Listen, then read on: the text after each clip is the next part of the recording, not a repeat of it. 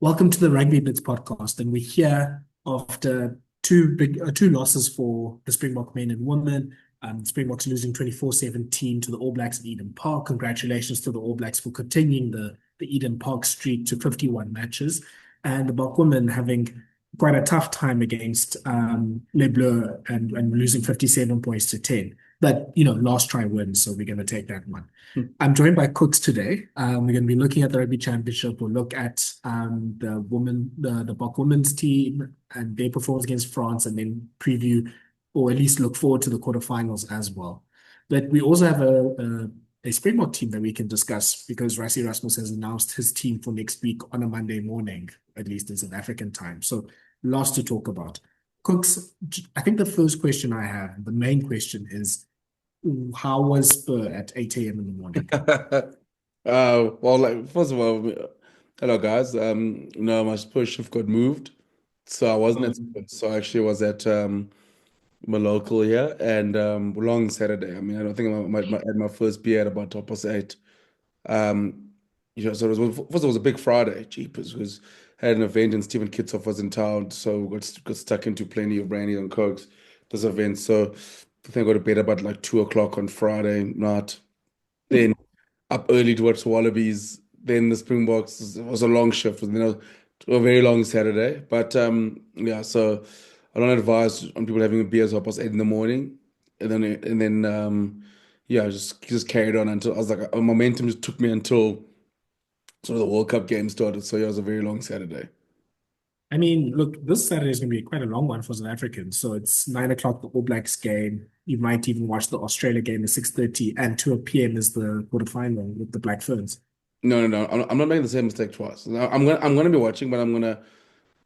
The worry is that I got a birthday coming up, and I'm actually going home to pee. I've been home to pee since Jan, so I'm like, there's a part of me that's gonna fall in the same trap. But there's also a part of me that's like a mate of mine tried to book a round of golf for 12 on Saturday. So like easy pot game, golf in the afternoon, straight into the women. So I'll see how my plan of action goes for the weekend. I'm worried about I don't think there's enough rest and rotation for you, Cooks. Speaking of, let's speak about the Springbok game. So New Zealand went 24 points to 17, pretty much on the basis of a very good first quarter. New Zealand scoring two tries, two very good and well taken tries um, from Will Jordan and Monina Narawa. The Boks then started to get themselves into the game, but they were just being thwarted by their own individual errors and some sort of systematic errors, and we'll probably talk about that. And then the last quarter was quite encouraging. So yeah, I don't know. I'm sort of in between being like, okay, at least the last quarter was good, but it's very hard to ignore the first 60 minutes and just the issues that we had at lineouts with, playing the attacking game plan and people just literally running into each other, not adapting to the rain. It just seemed like it was so almost disorganized. Yeah, I think for me, Tella, that's the frustration. I think it's a chance not just taken, a chance to be the All Blacks at Eden Park. It felt like I think the frustration it kind of felt like at 14, at sort of when there's two early tries, it was kind of game over because you just can't give the All Blacks a buffer like that to start off with the Eden Park. I mean, like that's the frustrating thing. Like you just can't in that conditions give them 14 points with the streak and the history. And then yeah, like Tella, like the first half, it's just so frustrating. I think that's my thing. Is like I'm just in general just frustrated because it's just areas that we kind of hurt ourselves in. Like Nora does, but then like it's a bad little read from Willie. Maybe like really good. Like yes, a little bit of unlucky, but also could he have waited and stopped for him to get up? And then Colby, like obviously, like I know he goes for the intercept. So it's like that's frustrating. And then you get the line out move, where Marks misses the tackle inside, where it doesn't seem like it's we're gonna get back in the game, and then starts the just all the errors.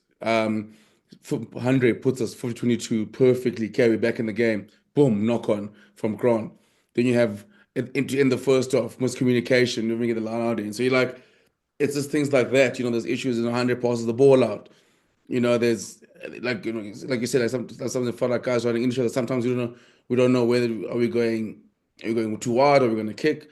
We do the line-out move, the more move where we gets called up, and then perfect read from Tupavai and Scott Barrett. They just apply the laws and just come around and sack it because again, there's no offsides line once the ball get out because it's just basically a guy in the air, and you don't have to like wait for them to sack you. They can come down, but you can just basically come from any angle because there's no offside lines. It's basically open play. So, like things like that, Tyler, like that's just so like just unlike the Springboks. Like that's kind of the first I've kind of summed up our year. I'll probably say because there's been certain games where like we just make mistakes that just unlike us, aside as experienced as us. Like you don't expect that Springbok side that started on Saturday to make those kind of mistakes. So.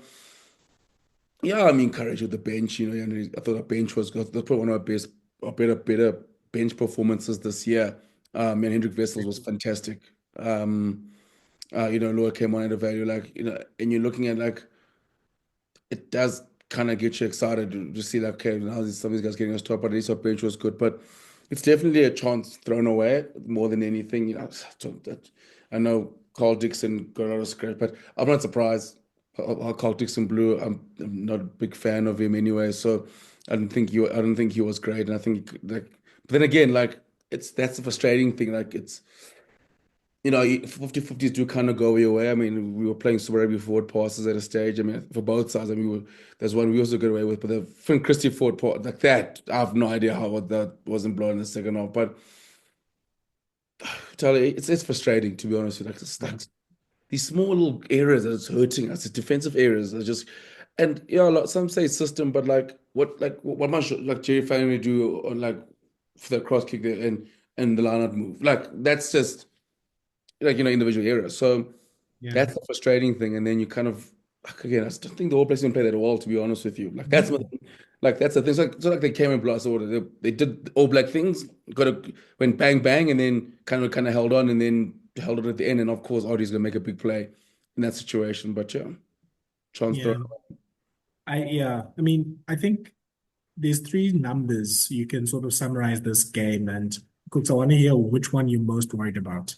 So tackles completion percentage was 77%. Our lineouts were 78%, so that's a little bit better. And then we won two turnovers compared to the All Blacks winning seven turnovers. Which one of those three numbers makes you more worried? Our lineup just concerns me in general. Like I'm very much stressed with our lineout. Just it was slightly better on the weekend, but again, it's key lineouts. So that's the problem. Like, it's not like yeah, 78%, but there's one where there's miscommunication. There's a mistake from the knock from a knock on. There's Tupavai was fantastic, probably the best All Black on the pitch on Saturday. Yeah. He's getting in the moods, disruptions. But even the ones we did get, like we just never felt like got balls on our toes. Like, they're always spoiled and like it didn't feel like clean. And that's one due to the All Blacks. I thought defensively line wise they were very good. But then but then we've had line issues the whole season.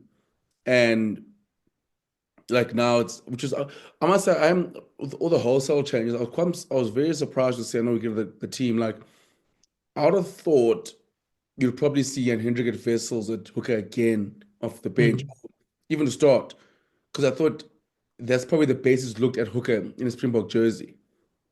And I think the stat was saying he's gotten 17 of his last throws. So that's that's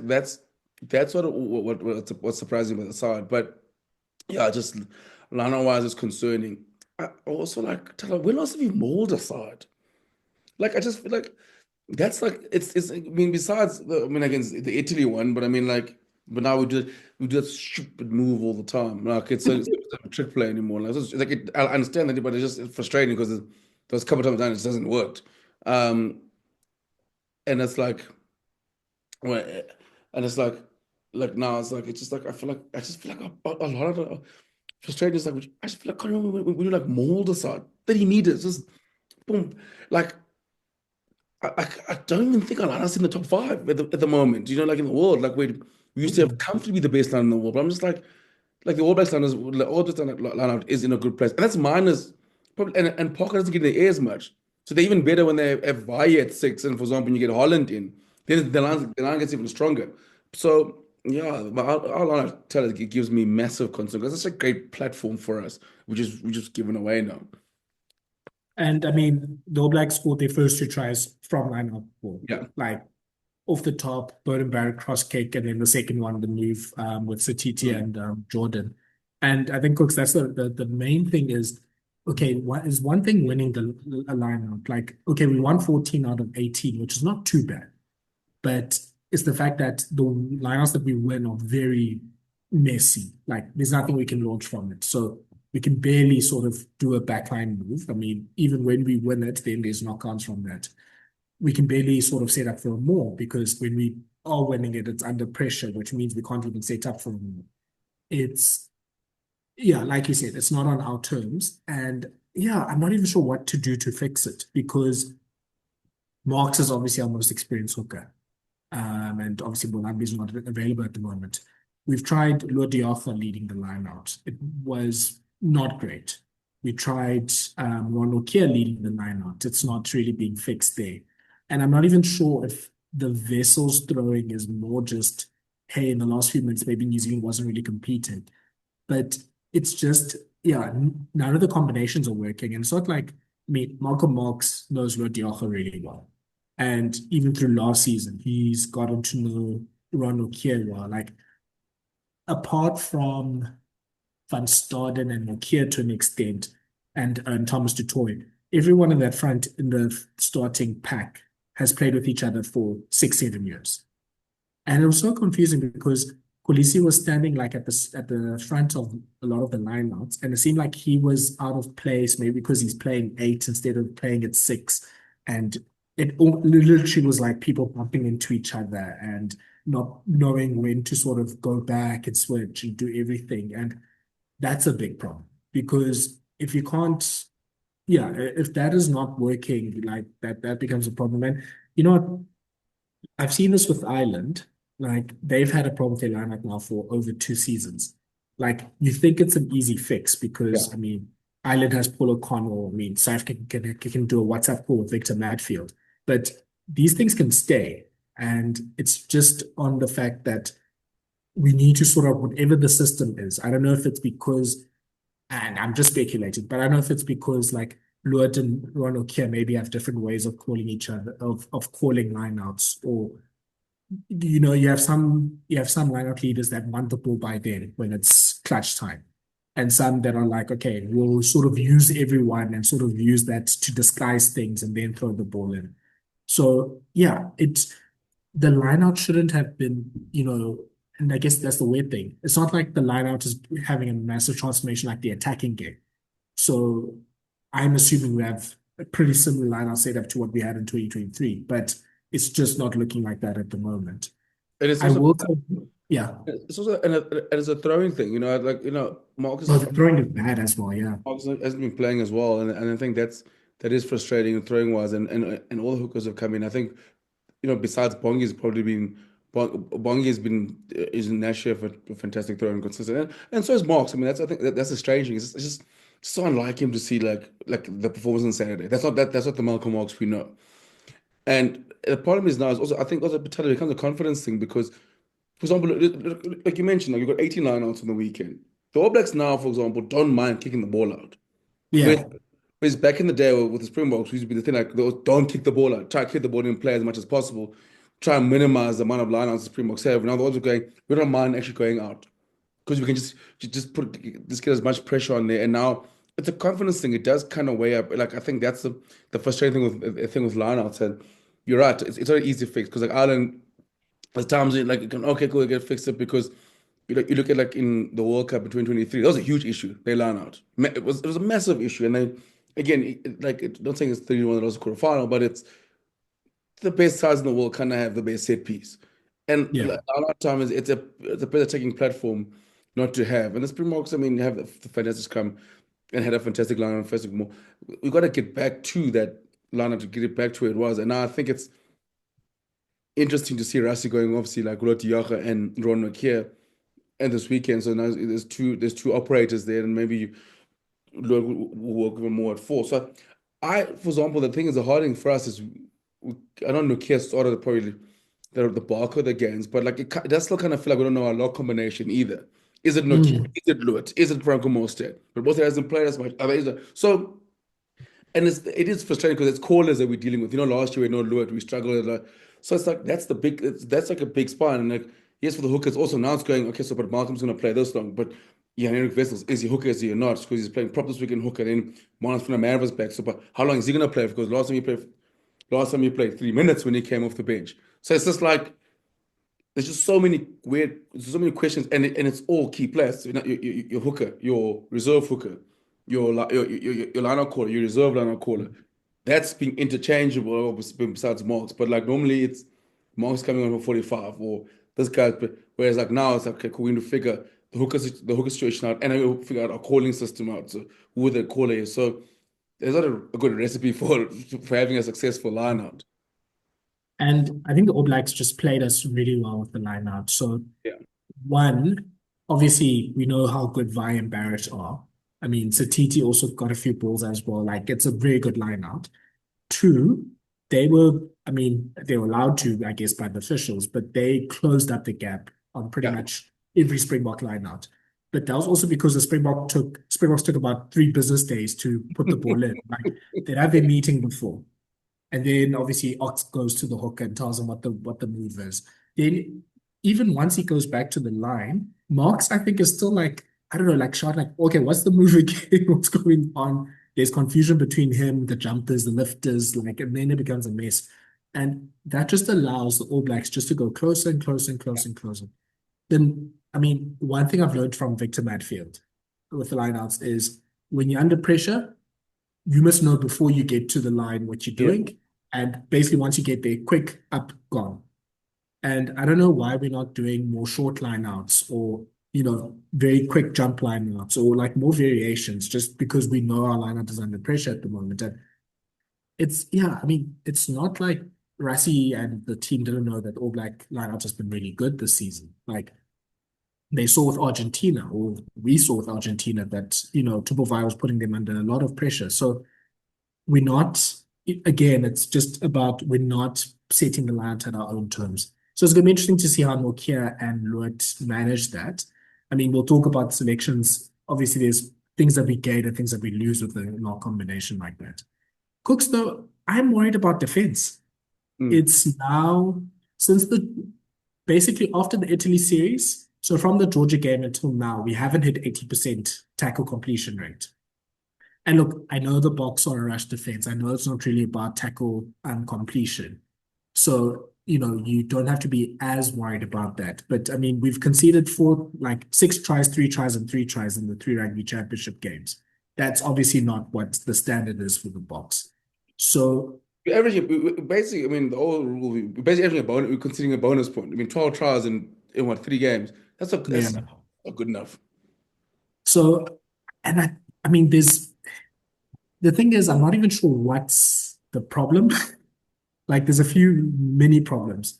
I think back three kind of was the thing that got exposed. And like we talked about last week, Beauden Barrett, worst fluff to play when you have back three problems.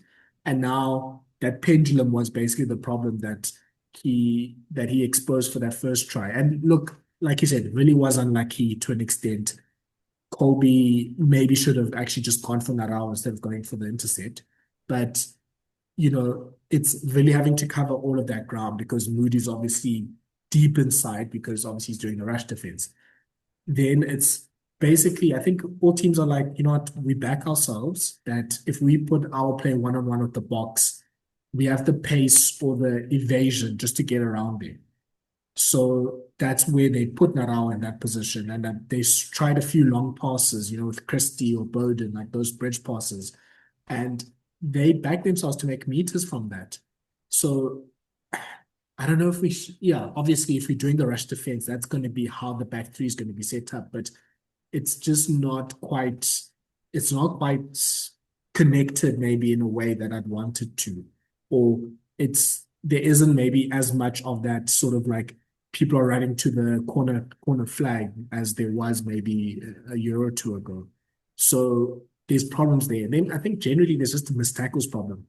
Like just people are just missing tackles the whole time. It's not really always the same culprits. Like I think this weekend, most missed tackles was Pollard with four and then Moody with three.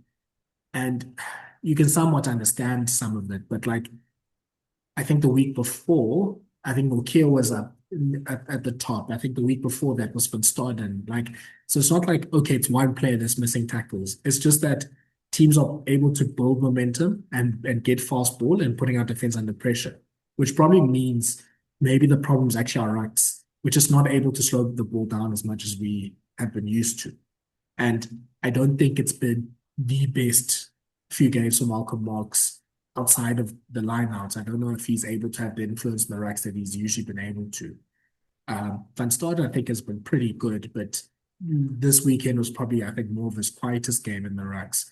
Walker Smith helps and tries, but like there isn't, in the Boks, I think were really good. There was not necessarily like 10 or 20 turnovers, but there was quite a few turnovers that they had just to stop momentum, just to stop the quick ball for the opposition. Because if the team is not able to generate dominant tackles, and New Zealand had more dominant tackles than we did, so how else are you going to stop an attack? And it's kind of the same question we asked Australia in the Lions series. We were like, okay, what is your way of stopping a team from attacking? You either have to commit to racks or dominant hits, or like basically trying to spread yourself across the field. And all those things are not quite hitting at the moment. So I don't know. I'm really not sure where to start with the defense at the moment, Cooks. I think Ragtime is the first one, to be fair, Tyler. Like, I think Ragtime in attacking and defensive breakdowns. Like you look at the way the All Blacks attacked the breakdown, I thought it was very sharp, and especially with when we wanted to exit, because they know that we're sort of not putting as much numbers in at that ruck. So they just kept piling on numbers and going, I dare you to go out wide now. Because now, like, it's almost, and then like we're like, yeah, but they shouldn't go out wide because they're setting up a box kicker and going, if a boxing and beat us, run around us. It was sort of kind of felt the All Blacks because like we're gonna slow down and make every single ball at ruck time as misses as we can. And I think that when Mm, we're defending ruck time, you're right, Tala, you're right. We're not like only two turnovers. We're not putting as much pressure in Moles in ruck time than we used to. We used to be by far the best breakdown team in the world, especially defensive breakdown. Just Peter Steph getting in the way, Sia making it a nuisance. Then you got to deal with Kwagga, you got to deal with Damon Dealindi, you got to deal with Malcolm going for steals. Like that's one thing that we used to be very good at. So tell you that's the frustrating thing, which will tag onto the lineouts as well, because it's the things that used to be our trademark and our hallmark, the things that we're the best in the world, we're not at that same level anymore. The right yeah. defense for me, I think obviously, I mean, change of coach is a big one and system as well. But I do think teams are trying to figure it out. They are going, we need the bridge pass worked wonders for the Wallabies in that first test. The All Blacks kept looking for it. And the thing is, like, a side like Italy, for example, and Georgia, just didn't have the means yet to exploit it. They can keep themselves in the mix, especially like breakdown wise, but didn't have the means to exploit it. Because in the day, like if you're the All Blacks and like Australia, for example, like you've got a Max Jorgensen in that space running at you. He's gonna get meters. He's a great ball runner, an arrow. He's a very good ball runner. And Will Jordan gets a ball in that space. They're gaining 30 meters.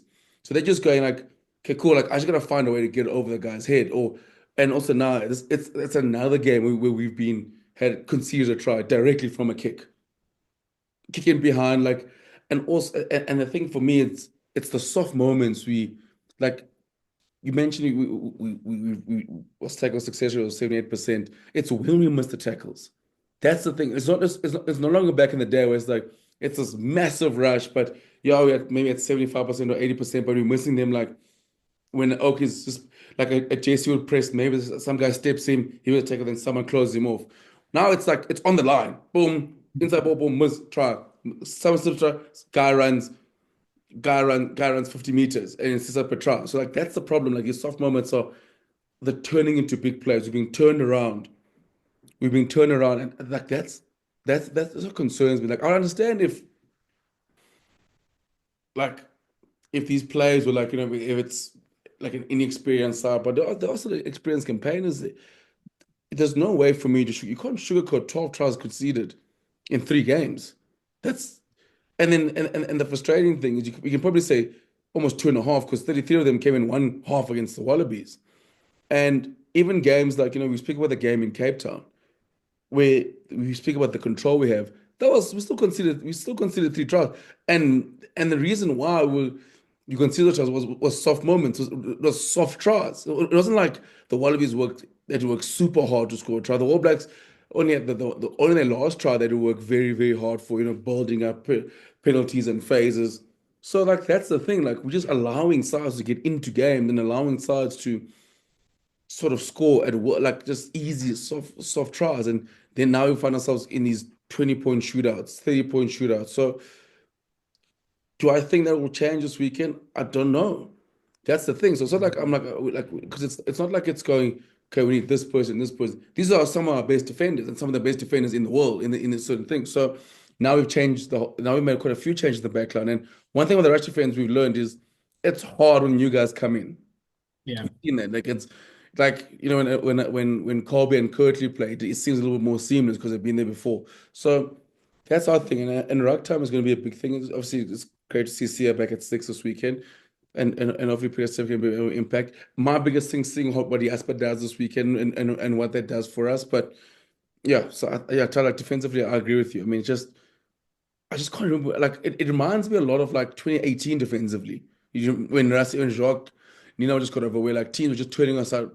But again, that was year one of the process. I think teams have found ways to explore the Irish defense. But I think like the All Blacks and the Wallabies are probably the two sides best built to build because like geez, and France. I mean, sorry, I mean, yeah, I'm talking like as if like you want to deal with. I mean, imagine Bill Barry getting the ball in the amount of space that Max Jorgensen and the guys have gotten, and Damon Perno. Like you know what I mean? Like the last people in the world you want in that amount of space. So, yo, Salah, I don't know how our defense needs to turn a corner because like we don't want to be in this kamikaze games of like just having to throw everything on wide, and we can't try and play the normal bulk way of suffocating sides if we just leaking 14 points in the first quarter and having to play Yeah. comeback. So that's the problem. Yeah. I mean, first of all, let me correct myself. Boks did have more dominant tackles. We had 15-7. So the Boks definitely won that part of the game. Um, yeah, that's the thing. It's just parts of the system are not quite as efficient as they should be. So we're not competing in ruck, or we're not being as effective in ruck time. And then that means that we're not able to sort of to impose ourselves with the rush defense, which means that we're not putting the playmaker under pressure for them to make mistakes, or to make those long passes or cross kicks more risky. And that's just something that we'll have to try and figure out. And yeah, I mean, okay, let me pause before I talk about this weekend's team. I think the other thing that needs to be mentioned is the attack is also not going well. Like, this is similar to the Joburg game where we had over 10 entries into the 22. Yeah. And this week we had 1.3 points per entry. I think in the Australia game was about 1.2. So the All Blacks, on the other hand, only had 5 entries and had 4.2 points scored per entry. Yeah, it goes without saying. Obviously, it shows the defense problem that teams, both the All Blacks and the Wallabies, they got into our 22, they're getting points when they get there. Like, that's just not really on. But we had more than enough opportunities to win that game on Saturday, to be honest. Like, there were more than enough opportunities from pretty much the last 10 minutes of the first half and through the second half for the Boks to score 3 tries, to get themselves back in the game, and to at the very least be level in the last few minutes.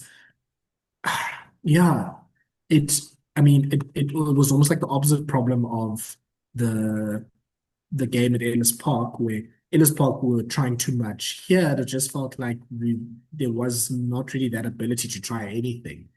Sometimes Pollard would, as you said, Pollard would throw a pass into touch, and there was some kind of like little bits of, I guess, Tony ball, if you want to call it that, coming out. But it was mostly just one-off plays, and it wasn't really working. I mean, the 2 tries that the Boks scored, one was from a rolling maul, and then one, I guess, was probably the one sort of good attack of sort of building phases, building pressure, and then Kwabasana taking the gap and scoring a try. I guess that's kind of what has made all those big changes in the back line is an acknowledgement from Rassie that something is not really working with the attack. Yeah, I think so, Tala. I'm not going to hop on this. Like, I just think, yeah, the things that, like at our best, like, I know obviously we're in transition now, but at our best is one, we want the best size of turnover ball, like in transition. We've always, now, but we aren't winning as many turnovers anymore. We're clinical, but now we're just entering the 22 and just not taking chances. And last year, it crept in certain games, but again, we're good enough to put sides away. But like, you just can't. I mean, like just 12 inches and 22, and like just not leaving with much. With the All Blacks, for example, were clinical. There was a difference on attack. So yeah, I think obviously attack is I kind of Tony Ball, and it's gonna like I keep harping on. It's gonna take time. I think the frustrating thing with the Springboks also in with attack is attack takes time for any side, but with the amount of changes that we make and in transition and combination, so that does that does kind of happen. Then obviously then you go situations you go, oh, we overplayed our hand. No, we're gonna go back to 110. Like, Yeah. oh, now this game we're gonna go back to this.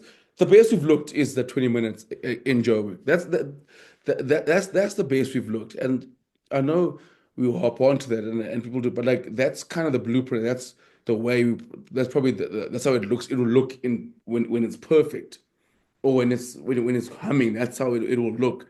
And it's just now obviously like the defense comes along. So the Tony Ball thing is for me, it's like you're almost like you got to choose one. Like that's why I feel like the side that's picked this weekend. I feel like if you won this week, I don't think we'd have seen as many changes.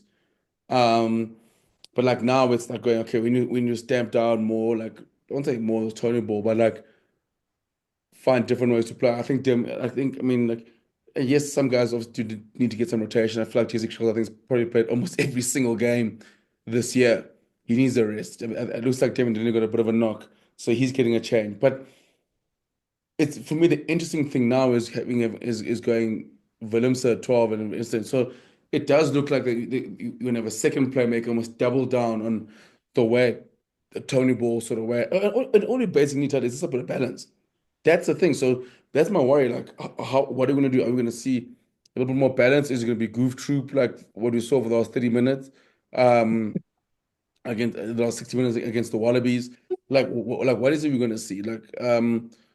That's my question, which I don't like at the moment. Is like we almost like in between like two different game plans, and we don't Yeah. find the balance. We go to like one extreme or the other. Like there's no in between. Like so, like we're going, okay, cool. We'll sort of we'll find a good balance. Okay, cool. No, we're going back to kicking, back in the corner, suffocating. Okay, we're going back to running everything and trying to get as much space as possible.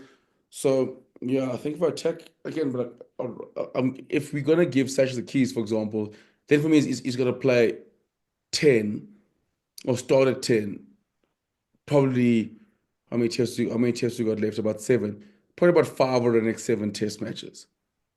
Even against France, even against Ireland. And going, okay, cool, we're gonna get this is how we're gonna play. Because that's the moment the problem is I'll tell you is like, for example, like it's who's our starting 10? Like there's certain combinations like Cooper's is better at nine and Grant obviously, but Grant hasn't been as he hasn't been wasn't probably one of his best games. So it's like things like that, like okay, so Cooper because Cooper was I thought Cooper was very good off the bench on the weekend.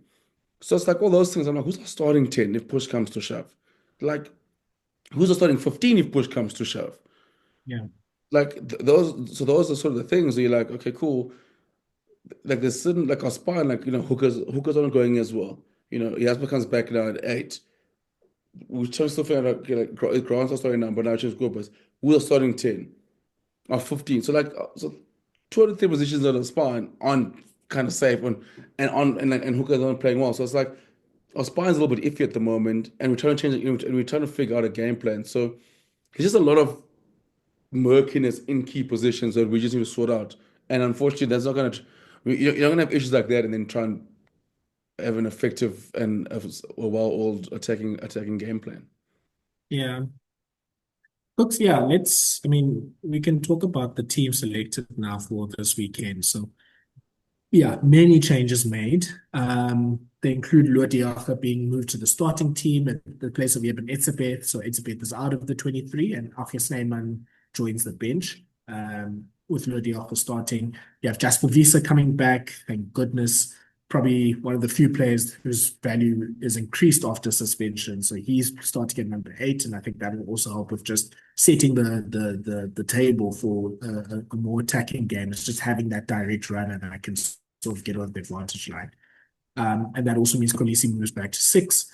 The back line is pretty much all changed except for Colby at wing at 14. So you have Reinach and Sasha at 9 and 10. You have Willems and Moody at 12 and 13. You have Hooker making his first start on the left wing and Fassi at fullback.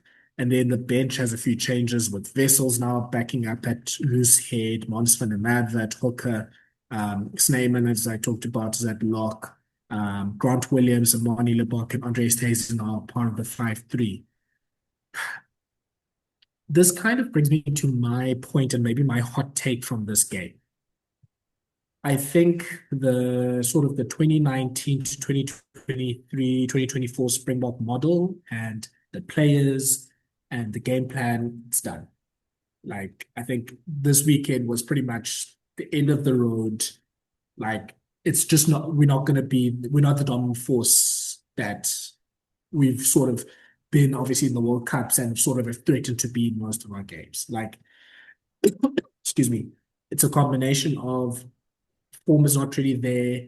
Obviously, there's players that have retired, and I think there's a few holes with regards to, like, for example, like our type 5, just maybe it doesn't have the strength of depth that it used to have.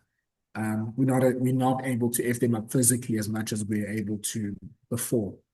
So those things have all started chipping away to now the Boks. Maybe, if they were number 1 at certain things, now they're in the pack with the rest, like they're now number 2 or number 3, and that's made a big difference.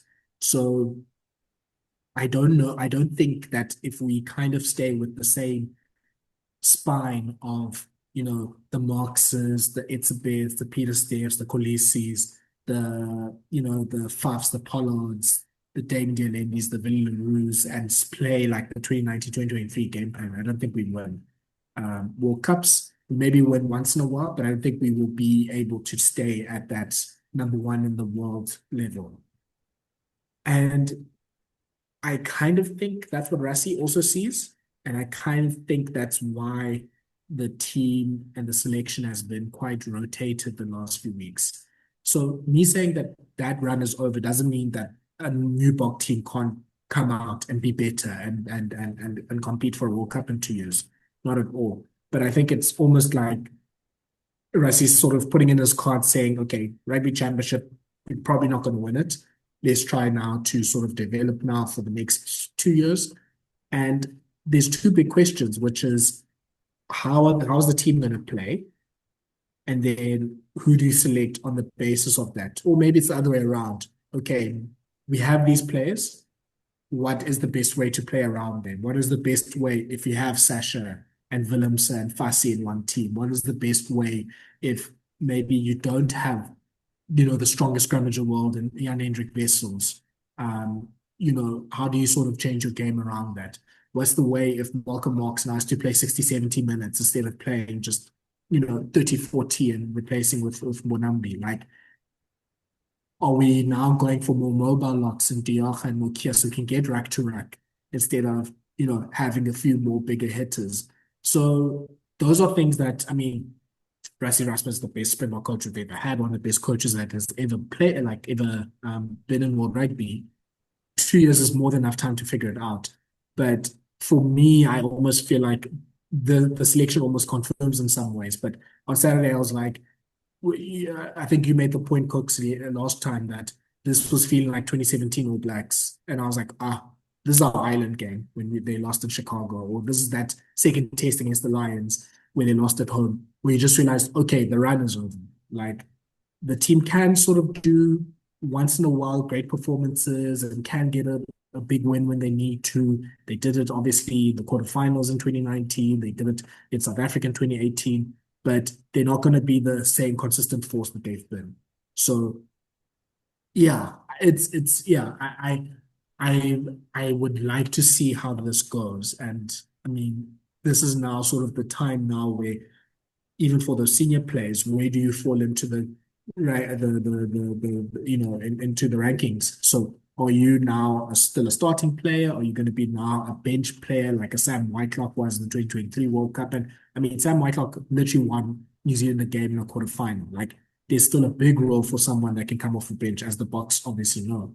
Or is it maybe the end of the road for you? So, yeah, I think there's going to be a lot of moving in the Springbok squad and the team and the game plan and everything now.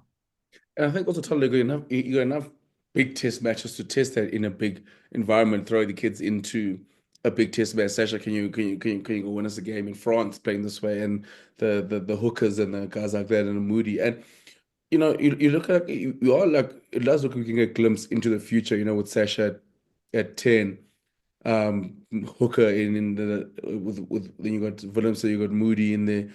You got, I mean, Chesney, and you got Fussy. It's like it does look like a side. You look at the future, like that's a backline we might see sooner rather than later, with Andre Estes in the mix. So yeah, I think that's a great point. I think yeah, I think if we're gonna double down on the way we play now, it's gotta be now. I think we wanted the shot at the streak. We lost it. So it's like again, okay, cool. Our next goal is 2027. Next goal is let's keep this attack going. But the thing now we gotta get it right now is you mentioned like some of the senior players. I think there's still a room for the senior players because I think there's still like questions, for everyone. Like let's say like you look at Andre, for example, I know AP mentioned it on his podcast, I mean on his Twitter, which is it is a relevant question because each kind of person's have got questions. Can Sasha step up obviously because he kind of ticks both boxes. It looked like his boot came back in the second half a bit, but good goal kicker. Has an attacking Yeah, game, has a passing game. Then you got Mani. Mani is obviously the way we want to play suits Mani to a T, but unfortunately, but his boot does let him down, and the way. And I think I can see I do like the courage in Rassie putting him on the bench and going, well, we didn't close out the game as well as against Australia. Here's another crack at it. Fix the mistake now. You're gonna go in second half and go close the game out, and so because he still has that ability, and we actually look the best we play when Marnie was in, like if Marnie's like in terms of the back line, in terms of the way he fizzed the ball on him and Sasha, but then when you still have the Iceman in Andre where he's still the ultimate insurance option. And I still backtrack, and as much as like 100 a few, but he was probably one of the better boxers this weekend as well. So like so that's those are the questions, and then obviously I think I'm excited to see eight is a big one because it kind of does feel like we've had an eighth man for 2 years. Because Jasper got injured last year, he got from the World Cup, and then the suspension. Hanukum comes in and go. So eight has been like this weird position for the last 2 years where we're trying to get right. I think Jasper will make a massive difference because we're finally going to have something in the middle of the field that's going to hold defenders and hold guys accountable in the way Jasper carries. I think that's our missing link because you have C out wide, you have Peter Steph out wide, and they're doing damage there, but we just don't have anyone just causing, especially in the pack, was just causing damage up front, and that's what Jasper will do. And it's the same thing, for example, like with you get the Wallabies, for example, like, and they've got a Valentini. When a Valentini is playing, the other ball carriers and like a Skelter's play, the other ball carriers thrive because now you have a focal point the Wallabies deal with, and that's Valentini. He's going to carry 15 times. The rest are getting, if I'm being double teamed, someone else is not going to get double teamed in the next phase. But I'll do the hard beaters, but I'll get us over that advantage line. So when you come, whereas the box now, it kind of feels like they've needed that Jasper to go, I'm getting us over that advantage line every time I carry, and then it's going to open up space from there. So that's why I'm keen to see if Jasper gets back. But Tell, I think you're right. I think it is the time to go. Okay, cool. Let's see how these guys go. It's gonna be interesting to see because I mean David Delindy is still aging like fine wine. So he showed that he's got he can play both sort of games. I think Willemse is probably the best. I mean, no, Estes because Estes has been fantastic. I think obviously Willemse is a better distributor having played 15 and 10, which is a natural game. So that's the thing. And like obviously Moody's gonna be is exciting at 13, and I'm keen to see Ethan Hooker and Fussy there. So that's my thing. So it does kind of show the way we want to play, but also but tell those guys as well. I think we know the table we want to play, but can they also mix it up in terms of like because there's a bit of rain scheduled in Wellington as well this weekend. But also, if push comes to shove, can you always close the game out? Because last time we the same almost similar-ish players didn't close the game out. But can you make those adjustments? And the only time you can figure out Tala is now. They need to be in the situations in big games. So I do think it's a changing of the guard as well into but a slow one. But I still think we need to get the other elements right. Scrum time is still fantastic. We still just we got to get our answer defensively, and all those things are going to come with because, like again, like it takes. You look at the All Blacks, like it takes. We're not per se winning, like being outplayed. We're just losing. We're getting in our own way. And Yeah, then the problem is now is All Blacks and Wallabies, especially the Wallabies have improved from last year. And the All Blacks, I mean, it doesn't matter what, I mean, I still think it's an average All Blacks are, but they're still good enough for you to take chances if you give them two and they're on them, they'll take two chances, and they're still good enough to do that. And again, the emotions creep in. It's Eden Park. They're still good enough to win a game like that. I think this weekend's going to be interesting. I do think we might. I'm worried we find ourselves in a shootout early, like a few mistakes early, and that's the thing. We have to start well this weekend. If we yeah. start well, I think I can easily see us winning on Saturday, like a 29-17-8. I can see this team beating the All Blacks away from home, but it's all not starting well. But I can also see us shipping a 42 20 odd, being a shooter. I can assist all sort of things as well. That's it could because the young side. That's the thing, and I feel like and against the All Blacks, the more you throw it around, and they're still very lethal in terms of a ball. So that's gonna be the big one for me. Mhm. So Jason Colby is the only 30-year-old in the back line. So it's obviously a very young back line. I mean, Sasha and, oh, sorry, Jason Colby and Cobus Reinhardt, I should say. Sasha and Hooker are under 25. Willems is still somehow 26. I don't know how that is possible. Fussy I think, 27. So it's a very young back line. It's back line that hasn't really played together. I mean, I don't think Willems and Moody have ever been in the centers together for sure. Even Sasha and Cobus Reinhardt. So it really, yeah, I mean, it's almost also one of those matches where if everything works really well, that's going to probably have more questions than answers because Yeah. it's just going to be like, what the hell do we do now? But I do like that they have pretty much still a first choice forward back. I mean, the Diotha and Mukia thing is a bit strange, but it's pretty much, what the Boks, from the players available, what the Boks could do there.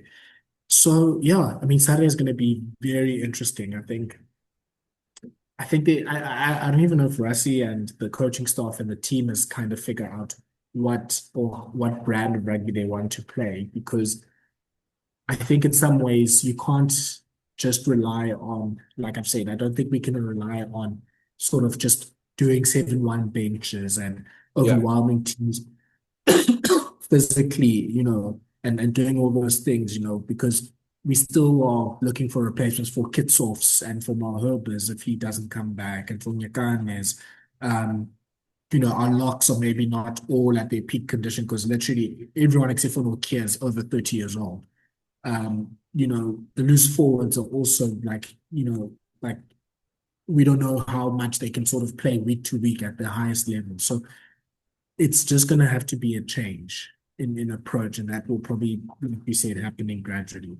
Positives, though, I mean, we did enter the 22-meter line like 12 times, so that's good. We're getting there. It's just that we're wasting things when we get there. Scrum obviously was fantastic, especially at the end with that big turnover scrum. That was amazing.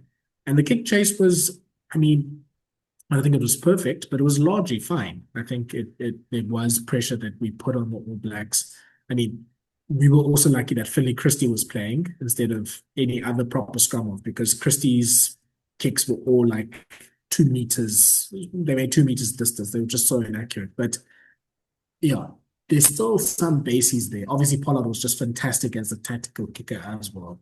So just in terms of positives, Cooks, to sort of round off this part of the conversation, I think in terms of individual player performances, I thought is one of those like the almost like the most trustworthy three all stepped up, to which for me was Dialendi, Etzebeth, and Peter Steph Toy. Like they were the ones sort of shifting bodies in attack and in defense and were keeping us in the game when it was looking like the New Zealanders could run away and helped us to sort of build momentum into the game as well when we're trying to make a comeback. Yeah, I think those are the three you kind of look at. I thought Sia, I think went on longer than we expected. I thought he was busy as well. Um, yeah, I think for me, Thala, like, yeah, I think everyone else, I think like we are kind of like at like six and a half, like 5.5, 6 out of 10.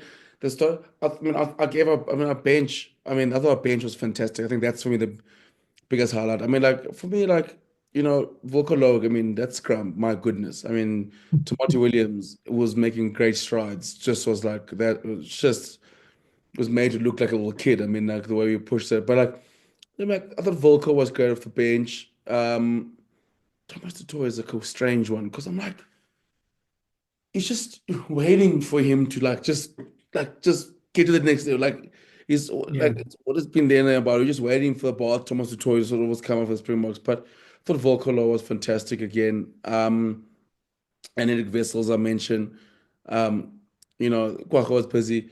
And I thought Kobazana was probably his best test of the year. And Kobazana like gets a lot of like as a talent, but he quietly just goes about his business as all time. Quietly, the last couple of years has been really good. You know, Yeah, really good. and I thought on the weekend he was good again. I thought Sasha was busy, but yeah, I think for me, Tyler, like if you look at individual performances, I just really, really, really like Jan Hendrik Wessels. And when he came on hooker, he reminded me a lot of a young Malcolm Marx, the 2016, 17 Malcolm Marx, where just what he gives you outside of the scrumming and the line, just is a freak of an athlete and just uses his body all over like and the things he can do good over the ball, the way he carries, and he's just an absolute and obviously things like the hook, the throwing and things like that will get there. But but like he's also in that dynamic. I'm like, okay, what is he now? We almost got to decide for him because the weirdest thing now is he turned himself into one of the best props in the URC. I think on the URC Dream Team as a loose head prop, where he was fantastic. I'll tell you who's I'll tell you who's actually a sneaky miss for Springboks in his Gerard Camp. He's Mm. because when he comes in at one, you can leave sort of Henrik Vessels at hooker because it's so weird for the Springboks because you're going, okay, cool, like the best impact that going to those Vessels had was at hooker, but this year has been fantastic at loose head prop because then you start going, okay, but we still got so yeah, so for me, like it's our PSF was good and like even like, but I just think our bench they were very good. So it's very hard to praise, but I must. I know we've been saying well, but I have to just give credit to the All Blacks. I mean, it's Yeah, I was gonna say that's probably what we haven't done yet. yeah, I just gotta give credit to the All Blacks. It's a very like the All Blacks still have this in the tank where they can still rouse to occasion. It does tend to happen in Eden Park. They still have enough quality there to rouse to occasion, and not like I said, they were clinical, but. For me, I think about the All Blacks is the side that Grays is trying to build now, and the blueprint is. I just think everything for me revolves around their pack. Their pack is has become their strength, and then all they need their backline to do is, guys, you might get 3 or 4 chances, turn it on where it needs to be, but you're not gonna win it. Like, Tali, you always mentioned like we don't have the razzle dazzle we had back in the past. Whereas like now it's their pack was fantastic. My park go to work. Tupovaya was fantastic. Scott Barrett started to go back, and I think also the biggest thing is Razor outcoached Russia this weekend. Yeah. The New Zealand coaching staff was fantastic in the way their tactics. They walked into the game with a high ball problem, and I thought they slightly beat us in the high ball game. And then the way they play Tyler, it's like it's weird. Like they're finding this balance or looking for a balance where there's games like Argentina where they just try to throw the ball around too many times. I'm like All Blacks territory, set piece, and then that's your blueprint. And then you still got enough quality in a Jody Barrett, like a Will Jordan. That try Will Jordan scores. Like that All Blacks who can score, who score those tries many often where you still got the quality in you still got like the 1 or 2 game breakers who can who can get those possessions. Ardie Savea never makes. I always feel like in a big game he's gonna make a steal in from 65 minutes and above. Just know like Ardie's good and Ardie was busy. So that's my biggest thing. I think they find their blueprint where it's like, and what worries me, Tyler, is like, I know besides barring that massive scrum, is the fact that I feel like the All Blacks feel like they can front up to us, not just like and not just survive. They're like, we can take this also on physically. We'll go down the trenches with these oaks and that shows the work of Jason Ryan as well. So that's my thing with the All Blacks. I think we should give them some credit. I mean, they did go in this game under big pressure, and they managed to find a way to win it. And then at the end, Tyler, they managed to find a way to stop momentum and dig deep and find a way to win that game because they could easily have gone, lost again and then they sort of spiraled down. So I hate saying this, even though because they first in the Rugby Championship, the All Blacks this weekend again. For me, it kind of it's still for them. It's a prove a derby. You know what I mean? For them, it's like it's going okay. Now, can you back this up with another big performance? Can Yeah. you make the step forward now from last week because we kind of get a blueprint and see where we go from here? But yeah, I thought they were fantastic. I think also they look their best with Mackenzie at 15 and Jordan there in terms of balance wise in the back line. That's the other issue. Like they're gonna figure out. I think that's. But Will Jordan, I know they want him at 15, but I still think, but they still need that extra playmaker, and McKenzie gives them that. So yeah, it was a well done All Blacks.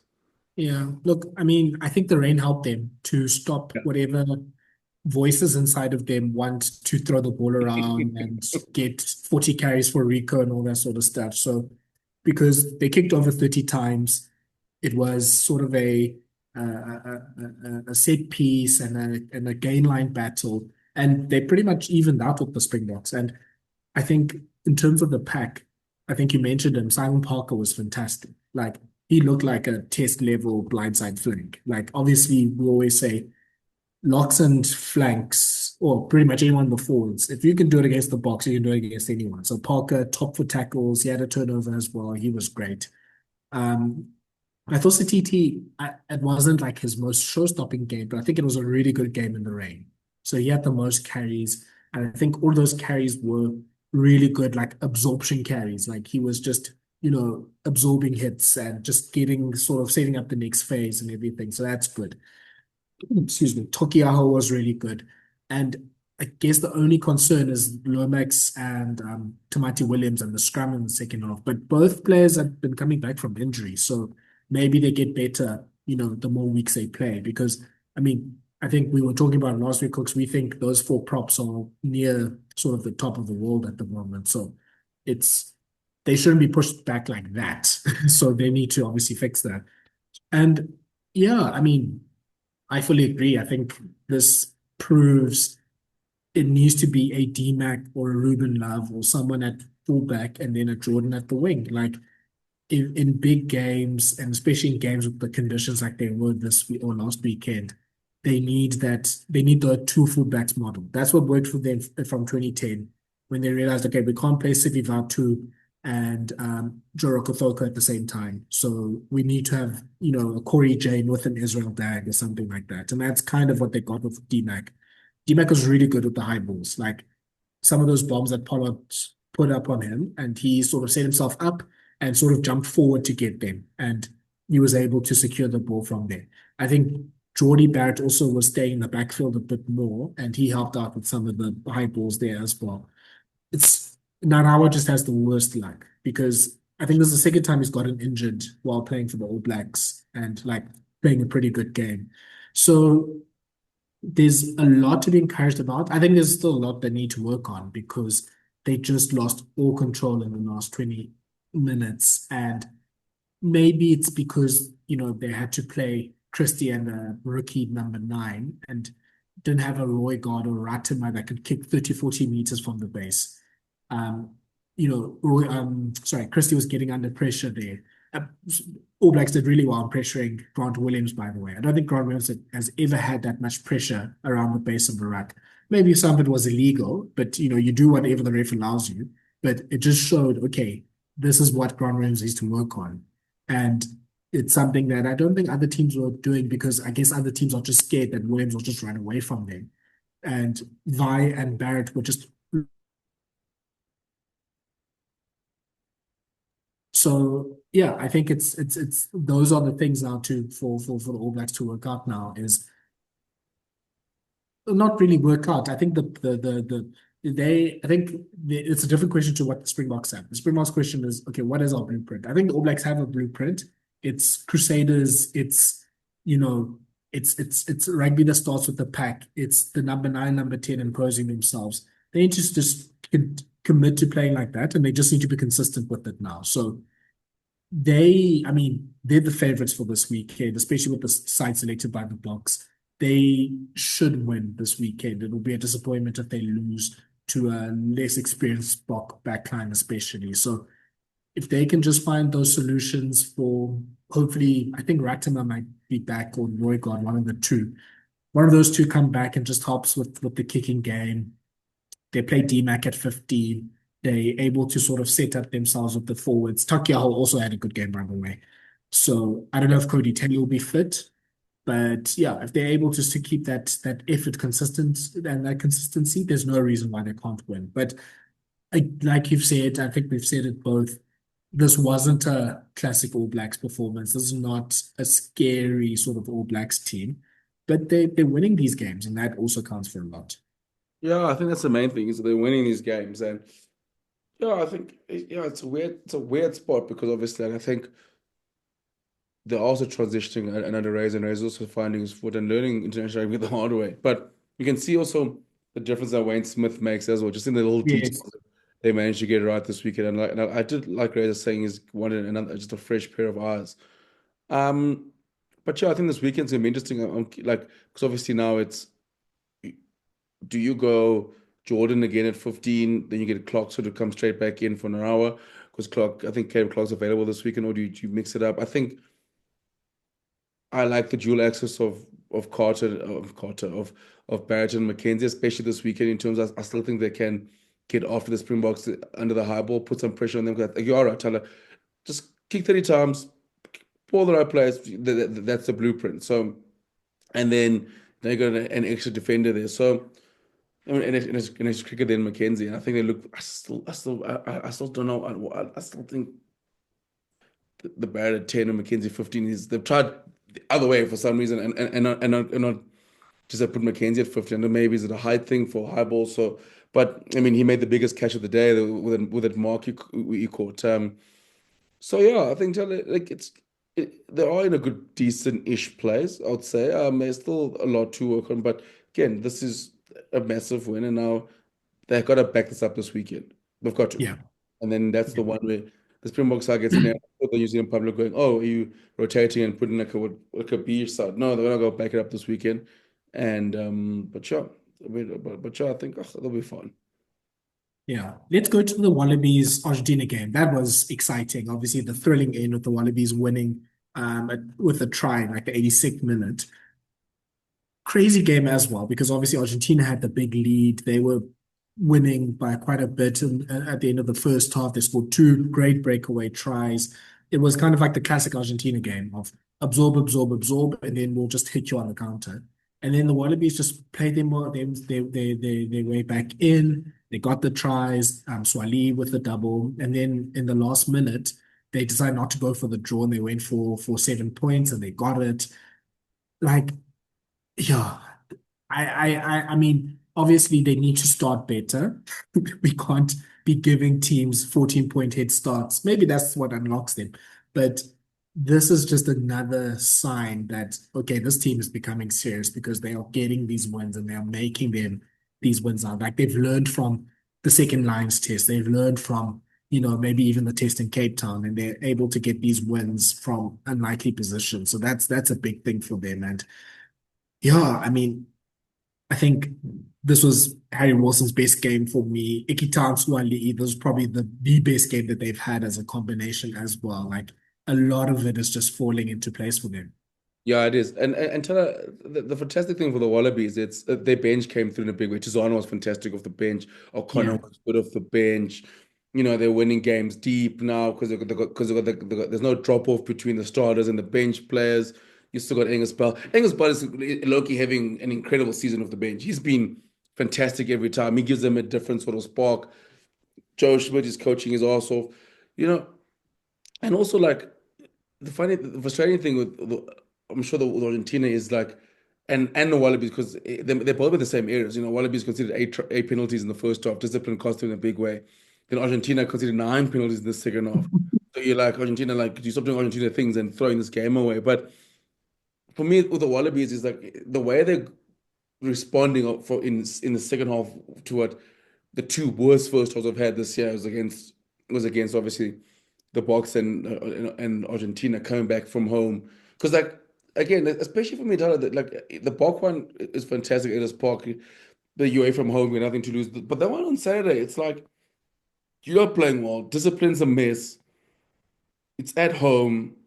Like you still there's a lot more pressure. You have this expectations now. You're expected to win, Mm. and to come back out, have that comeback. Harry Wilson makes a massive call to go for we're gonna go for the win. We're not going to go for the draw. Can you get the win? Confidence is sky high. So just for me, a fantastic win for the Wallabies in the situation. I must say, I think I tweeted earlier. I think Nadine Roos has probably been the best player in the Rugby Championship as a whole.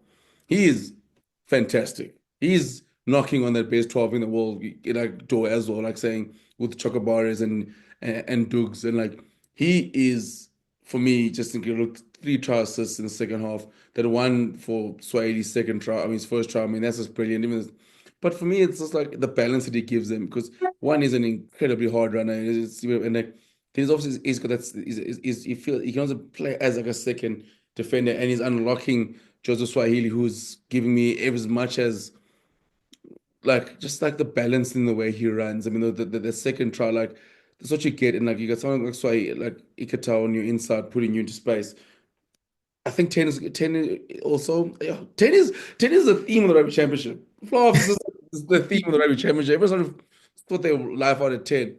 I like the option of James O'Connor off the bench, and Mm. it showed that. The question is, Tata, if you're the Wallabies, you're looking forward now. Like, is okay? Tom Lana what a weird case that happened where he went off I think for his hamstring, did an HIA test, said he was concussed. Then they came out this week saying no, he didn't. He actually passed the HIA test, so he's not concussed. He's available, but he's been concussed 4 times in the last. He must just go back into the fridge. Like this, just like this. There's just too much going on with it. But the problem is like that's the thing. So and then but Ben Donaldson is injured. So like this so that's my thing. This should have figured out because if you look at into the next 10 years. I think can you possibly ask James O'Connor to sort of be this emergency backup for does he have another 2 years in him potentially maybe Mm. I'm just going to Leicester coming up now. I can't believe I'm saying this, but they do need I think they need Lolesio back fit because I still think Joe Schmidt that's his guy.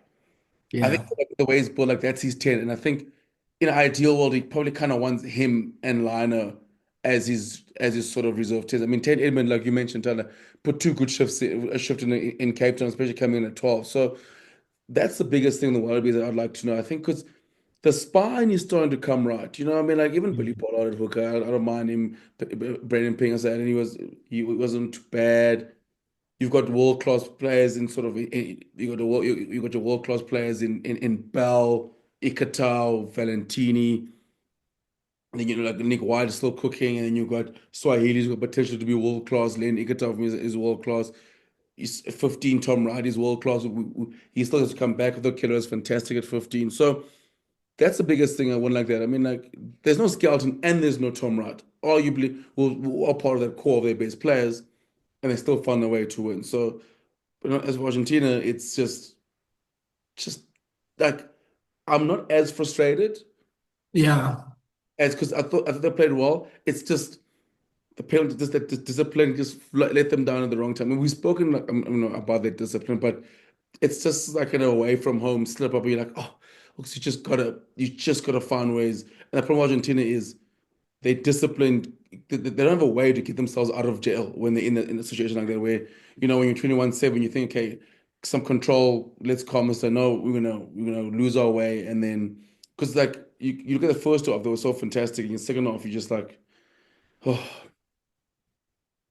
Yeah. No, Cooks, I think you've summed it up. I think on the Pumas first, it's just that what's your bailout plan? So the Boks have their scrum, or they can get turnovers. Wallabies have McWright.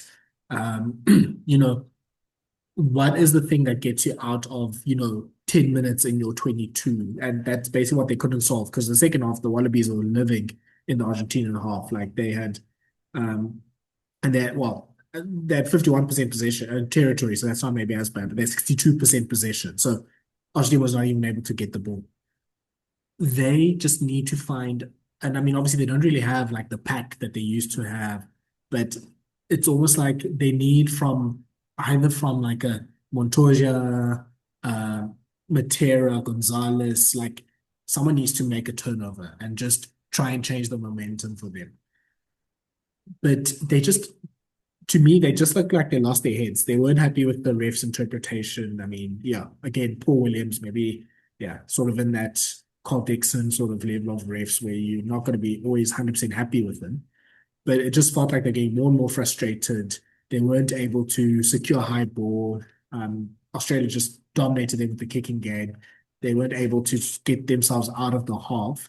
And when they then got opportunities, they just made some pretty like crazy errors with like some obstruction, some drop balls, some missed passes and everything, and not able to, okay, let's get 3 points from this time that we now have the ball in the second half. Let's try to at least put some scoreboard pressure on the Wallabies. So that just needs to be sorted out. But yeah, like you said, I'm not as unhappy with them. Like this was kind of like a game. I was thinking when the last minute was happening, it's like, okay, this is actually not a game. I'm not going to be too mad at both sides. Like they both had a pretty bad sort of like halves in terms of discipline, but it's not like their whole game fell apart. It was maybe one or two aspects. So it's less of a concern than when Argentina gets beaten by 40 or when Australia gets beaten by 60 or something like that. So I guess there's progress there. I don't know. I'd Yeah. like to shout Marcus Kremer for making 31 tackles. Just an insane blindside flank performance. Because I was thinking, man, he's doing work, but I didn't realize it was double the tackles that everyone else made. And Maiso Vivas, the loose head, he had two turnovers. He had the most turnovers in the game. He had the third most tackles in the game. So he really was working. I think Slavia also had a turnover there as well. So look, the Argentinian backline is so good in attack. It will always get you those points. It's just now they just need to find either they need to be a dominant tackle team or a turnover team or something that sort of bails them out in defense. But just in terms of their attack, I think this was probably Santi Carrera's best game at 10. Like he was just able to control things a lot, maybe not so much in the second half, but just what he did and Chocobaras and Sinti did to get their players away for those two breakaway tries was fantastic. And then just very quickly on the Wallabies, I think the one thing I really liked was how mobile the 4-8 is without Skelton. So I think there is something there with playing Frost and Hooper together with that loose trio. It just feels like they're covering all places in the field. Like at any moment in defense, it's either Hooper or Frost or McWright or Valentino or Wilson getting themselves involved and they're able to make those impactful decisions. So that was a big positive. I think, like I said, I think this is the best game for Ekitam Swali'i. I'm seeing now the vision of Swali'i playing at center. Well done, Joe Schmidt. You were right there. And Tom Lynott must not play rugby for the rest of the year. Like 3 concussions, 4 concussions, doesn't matter. That's too much. Like he Yeah. needs to be fit for his own good. Yeah, can't have a guy with 3 concussions going. No, he failed HI. No, he's past it now. You're like, yeah, I think it's no, which is not good. Especially like it's a weird thing because like I think Josh Miller said like in the field they didn't pick it up. I think he might through the gum guard where they might have flagged it. So like I just think that's like you don't want to be in a situation where like you just rather get it sorted out now. As a like when Burton Barrett was going through those concussion issues and he was been on sabbatical. So like Yeah.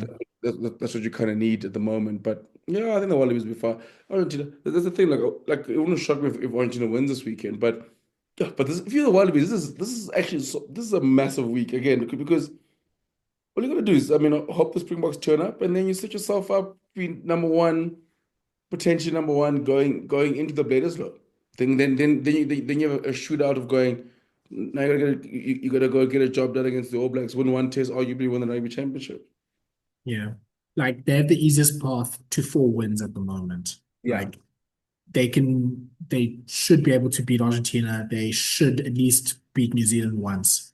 And that might be enough to win the Rugby Championship. So let's see about that. Let's go to the Women's World Cup. So the Springbok women's team played France on Sunday and they lost 57 points to 10. But interestingly enough, Swys de Bruin rested nine of his starting players and was giving everyone else a chance in the squad to a chance to play that game. Obviously, I guess just for squad morale, but I think also for rest and rotation, essentially for the quarterfinal as well. Like he made a big point of saying in the post match, like we have nine fresh players for next week, so they're ready for that. I mean, I don't mind the decision. Like, obviously, if they might have had a chance against France, but it was still maybe a let's say 30% chance. But this maximizes what they could do against the Black Ferns. The likes of, Libby didn't play, Boy didn't play, Bupa didn't play, Malenga didn't play. So they'll be all fresh for Saturday, and that's obviously a big game that they need to be fresh for. I think they stayed pretty well with the French team until the red card, the 20-minute red card. And their heads kind of dropped for that period, and then France was able to open the gap. And in the second half, they're relatively competitive. I mean, obviously, just France's ability on turnover ball to make an impact was the big thing. And that's something that they have to fix for the Black Ferns on Saturday. But yeah, I think I'm not too sure how much Swiss learned from there. I think most of the 23 that was involved in the Italy game, they were still the standard setters. I don't know if anyone pushed their ways into the 23 or into the starting team from this game. But yeah, it was nice though to see that there isn't too much of a drop off between the first choice and the second choice or the third choice players in the squad, which is, I think, a big positive for general sort of like Springbok women's development. And look, the top four teams in the world, if you're not on it, they'll beat you by 50. So I don't think that's too much of a disappointment in that respect. Yeah, and I think that the tough thing, Tyler, is that just like it's just that French pack is they was dominant. I mean, I thought the French forwards were fantastic, and so they just had and scrum time you just couldn't live with them. And the frustrating thing, so and the French just kind of knew whenever they got the 22, they're going scrum, big dominant scrum, and then they walk it over. So that's the one thing we'll learn. I think obviously, but as obviously you said, Tyler, we mentioned like we did it rested quite a few players. And that's something we'll learn as we go. I mean, like we're still kind of figuring out what is it, what's our sort of our stamp on the game. What's our trademark we have in the women's game? And we're still trying to figure that out. Is it our scrum? Is it because we've got the big powerful ball carriers? But if we keep going backwards, there's not much a Hele can do. There's not much a Kawe can do. There's not much a Maya Zulu can do. And again, it's frustrating things. We get back like for example, we look at it when it's still 5-3. Yeah. It's a mini break happens, then Webb throws the intercept, and then you go from that turns into 12-3. Then you're going, oh, we just like aside like the French will punish us for things like that, where you're going, oh, just hold on to the ball. We had a few sloppy turnovers in the first half where we looked like, but the problem is we'll get punished. That's a problem. So I'm still very proud of the goals. I mean, it's a big performance. I think obviously you've got nine players coming up. It's a massive ask this weekend, and for me, it's I want to see where we are Yeah. stand after we're in the top eight sides in the world in terms of the quarterfinal. It's the furthest we've gone to. We got the greatest side in the history of women's rugby playing this weekend, who are starting to find some serious form at the right time as well. So it's getting nice to know where we stand. Can you put in a performance? Know where we stand. We'll believe in miracles, but can you put in a performance so we see where we stand, see where we still need to grow from here, use this momentum going up because, yeah, it's a big ask for the girls this weekend, and I'm just very excited that at least when we've done the hard part in terms of making the quarterfinals, we're leaving here as in top eight side, and we've got a great foundation to build from. Yeah. Yeah, I think obviously this was pretty much goal number one for the team was making a quarterfinal.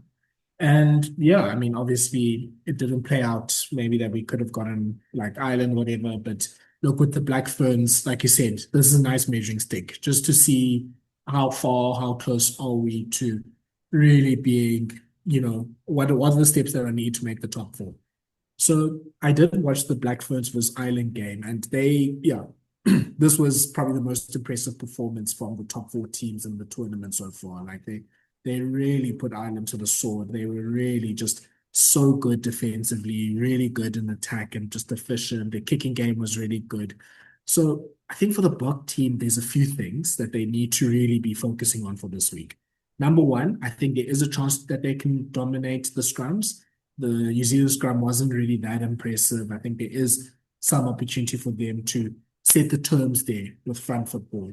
Um, and I think even with the carries, I think Irish players were making a few meters with their carries. I think it's it's not like the New Zealanders were hitting everyone back each and every time. So I think there is some opportunity there. So Zhuang and O'Dowd, the Irish props, they made a lot of carries and making quite a few meters.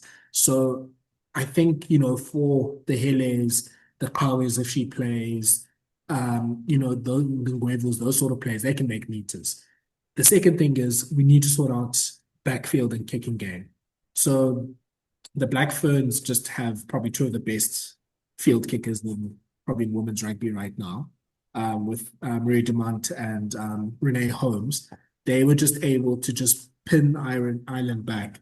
And the problem for Ireland was they only had one person that they trusted for clearance kicks, O'Brien.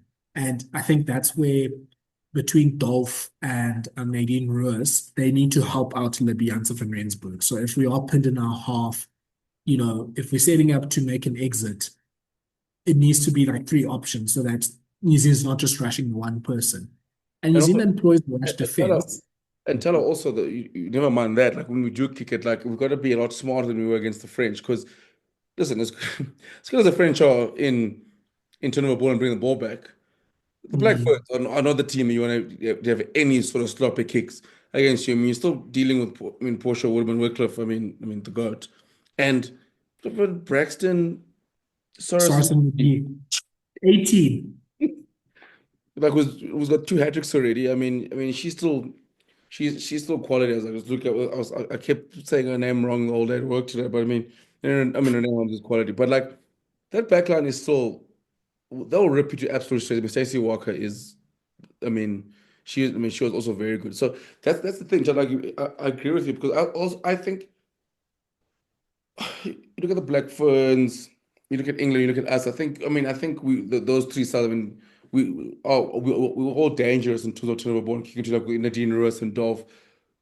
But our biggest thing is that when we kick, it's just like, especially against the French, like just nothing kicks us down the middle. And now you're going, okay, cool. Against the Black Ferns, yes, we help Libby and Claire, but we just can't have just unnecessary. Just make sure we gotta find it in space because if the last thing you want is a Porsche Woodman Wycliffe running at you at full speed, and that's their strength as well. So in helping Dolph, we just got to be smarter in the way we kick. I'd love to just put more contestables, to be honest with you, as opposed to just trying to, because like against the French, just like I don't know whether like we're trying to kick deep or short. Like just like it was Yeah. no man's land. You're like I was like I don't know, we're exiting, but it's going like just as the 22. So you're like, are you trying to like with Zula's like are you trying to chip over? Are you trying to play? Like I'm caught in between. So that's my worry. That's my biggest worry. Is that's not the back three that you want running at you. Yeah. I'd rather they just kick it out, eh? Yeah, Like get out. kick it into the stands. Like kick it outside the stands if you need to. I think we have a better chance of stopping New Zealand with a set defense than obviously with them playing with like turnover or Yeah, backfield playing. but And and you're also going, with the Black Ferns, this is actually this for me in terms of the pack wise, this is a litmus test in terms of the biggest difference for me with the Black Ferns and obviously England are the true favorites. It's just the pack. I mean, England's yeah. forward pack is incredible. So that they need to figure out how they're going to front up to a Haley and that challenge because they don't. There's no point in having all the strike power at the end if you're going backwards. So that's Mm. going to be for me if you're the Black Ferns, you gotta get through the South African test because if you're going to this one, it's going to be very very tough against the potential of the Black Ferns that meet in the final. Yeah, and I think that's where for the Bok team there's an opportunity there. Like test them, hard carries. I think just constantly just one off nine. Try have a bit of variation, but just one off runners off nine and just really testing the defenders and really just putting them under pressure. Um, Sending sort of the big woman just into the defenders the whole time and just trying to wear them out there. I think even with the scrum and even with the maul, just really just trying to sap them and trying to to break them down. That's obviously been something that they've, I think even in the Spain game, they had a few problems with the maul. So that's, I think, how you can get into the Black Ferns team and a possible weakness that they have. But obviously, with that, you can't just leave the ball and not be there for rucks. A Georgia Miller is going to be there trying to get a turnover. Like, Michele Toure is going to be there making a difference there. So it is obviously a very fine point. But I would literally play a very narrow game if I'm Swys de Bruin. Like, I know Swys likes to sort of put out wide, and I'm sure you'll have his trick plays, but pretty much you want Hele making 10, 15 carries. You want Lacha making 10, 15 carries, and you want them just going into the guts of the All Blacks defense or the Black Ferns defense. And then that's where you can hopefully get over the advantage line. And then you can have Roos and Dolph and those sorts of players out in space making a difference. Um, yeah, because they also have a rush defense. So I think cutting back in actually kind of helps in a way because then it just makes the rush defense a bit more unsure of itself. Like we maybe don't necessarily have like the slick backline that we need to beat the rush defense, like with a kick pass or a big wide pass, like maybe like we talked about with the Wallabies, for example, in the men's game. Where would you play Nadine Roos on Saturday, Cooks? Oh, Tyler, it's a tough one. I still think at 15, to be honest with you. Especially the way the Black Ferns kick a ball and then the pressure on especially Tamari playing and Ray Holmes. I want at 15. I think that's our best trade is her running into space and getting as much space as possible. But then yeah, with Libya at 10, sort of I'm getting Kawa in at 12 as direct as possible. Getting If Pooper back. she's not suspended. Yeah, if she's not suspended, but again, we still got good cover 12, so I get Louis back. Yeah, I think for me, Ross is. I think this weekend, I think we need her at 15. And you? Yeah, I agree. I think also Tosi, I think, just helps with just getting the ball along. Because, I mean, obviously, Rose is talented. I think sometimes she looks for opportunities for herself. Yeah, And I don't think we need that against the Black Ferns. I think yeah, that you need her sort of in space, having a chance to counter. Because, I mean, obviously, the Black Ferns back three is great. But I think we might be faster than them. I think, Dolph on a one-on-one against Portia Woodman Wycliffe has a chance. Malinga one-on-one against Sorensen McGee has a chance. The step, though, that Sorensen McGee has is absolutely insane. Someone said it's a Mona Scudder step, and I was like, that's actually so right. Like, that is exactly what it is. Another person to watch out for, Stacey Walker. Like, yeah, she was brilliant in just burning her outside center and then know, causing the 2-on-1 and then offloading in the tackle. So I think for Pupa, like she used to almost start outside just to make yeah, sure that she's not sort of overrun on the outside as well. Like, these are all, I mean, most of them are best players in the world or probably will be best players in the world very soon. Like this will be a great test for the Bok team. It maybe that's kind of why we played the development team a month ago was Swayze, Rassi, etc. were thinking we'll probably play the Black Ferns. So maybe there's a few things that they picked up from those two games as well. But yeah, I mean, I think we have a pretty good chance of making a good account of ourselves and at least making the Black Ferns sweat a little bit. So yeah, I don't know. It's difficult. I mean, even Ireland and they're a very good team, top 14 now. But I think there's a good chance we can at least make it tight for a little bit and just giving ourselves an opportunity there because obviously it's not often that the Black Ferns have matches where, you know, it's tight even after 30 or 40 minutes, never mind maybe 50 or 60. yeah. That's the thing. I just think again that makes we've got nothing to lose this weekend. My thing is to try. We need to try to get the game to go as deep as possible. I think that's the best way to go. Yeah, I think that's the biggest that we can ask for is to get as deep as possible. Get the 60 or 70 minutes, get in the mix, get our carriers going early. And you never know. Yeah. So that's the first quarterfinal. Then Canada plays Australia late in the same day. Yeah, I mean, I watched Canada this weekend. I think out of the top four teams, they're the ones that are not really haven't really hit their top gear yet. Like it just feels like they haven't really been able to play their best game. They kind of are making a few mistakes. There's some issues defensively, but and I mean Australia was pretty impressive against the Red Roses, but I mean, I still expect Canada to win. Um, I think for them, it's just they need to obviously sort this out as soon as possible because I think they're now in that bracket with the Black Ferns. So obviously, this week they might be able to still win at 60%, but next week they need to get to 100% as soon as possible. Yeah, and it's been weird. I mean, I think they've done enough to win, enough to qualify, but you don't get in a situation where like you like in a situation where you got to sort of you're hoping to catch your best game in the semi against. I think Canada needs to be good this weekend. I think they need to comfortable and get them at ease. Otherwise, they could be on. I mean, nothing on upset alert, but you don't like it's weird because I mean like even like when they came to us, I mean the number sort of the number two side in the country, and then I feel like since then they've still been struggling to find form for months. So I don't know. I still back them though for this weekend though. Yeah. Then on Sunday, I think probably the game of the weekend's France versus Ireland, probably the best chance of an upset here.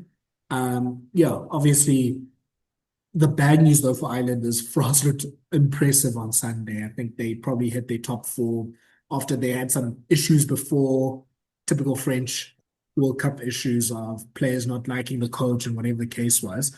But they're on four. I think Pauline Bodonsasos was amazing on Sunday. Obviously, she was player of the match. Vernier was great. Grise was making a lot of meters out wide. The pack was obviously fantastic. For Ireland, I mean, obviously they'll maybe have a bit more chance than they did against New Zealand. I think the main thing for them to learn from that game is I think when you get that chance early in the game, you need to take it because they did have an attack and they just weren't able to score. And I think that almost set the tone for them. And I think the second thing is they just need to trust themselves. I don't know if I don't think France employs a rush defense, but I think there's sometimes when the rush defense just got O'Brien and their back line sort of out of sorts and they weren't able to get to do what they wanted to do there. So, but yeah, I mean, Ireland played France very close in the Six Nations. Like, I think this is probably the closest sort of competition here. So it there is, if out of all the teams, I think Ireland has probably the best chance of an upset. Yeah, they do. But also, yeah, okay. Like, I feel like the French have gone opposite to Canada. They found their form and when it kind of matters. I thought because of the work rate against us, I still back Ireland. Yeah, I mean Ireland, it's tough. When so much you can do when Stacey Walker turns it on. When like Swys scores against another hat trick in Portugal when Wycliffe scores. I think what do you do when the Black Ferns turn it on? Like that's the thing. Like, they can rip any side to shreds. And we spoke about how Ireland had their chances, had a little bit of mere success. But again, like those game breakers can ruin any side. So I do think Ireland has a chance, but I think the French are going to be too strong. I think the French are sort of finding form now. I think they've managed to like each other now by the end of the pool games and just sort of like hopefully they can be able to put that aside. I feel like the French the only way they lose is on Saturdays is if on Sundays is if they get in their own way. I think that's their biggest worry. Yeah, yeah. And then the final game would be quite interesting. So England's playing Scotland.